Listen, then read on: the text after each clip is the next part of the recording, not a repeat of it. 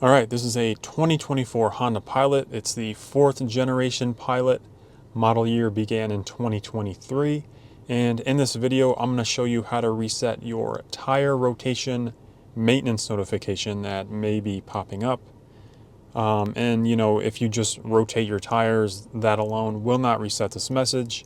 So you need to come into the infotainment home screen here. If you're not on the home screen, go ahead and press this button in the upper left.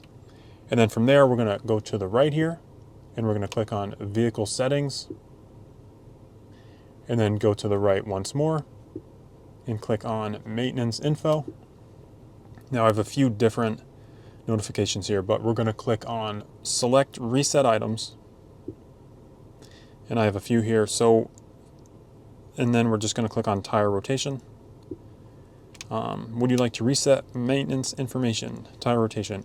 And all you need to do is hit that reset button. I'm not going to do it right now because I have not rotated my tires, but that's all you need to do. It's pretty easy to reset the maintenance tire rotation notification on your 4th generation Honda Pilot.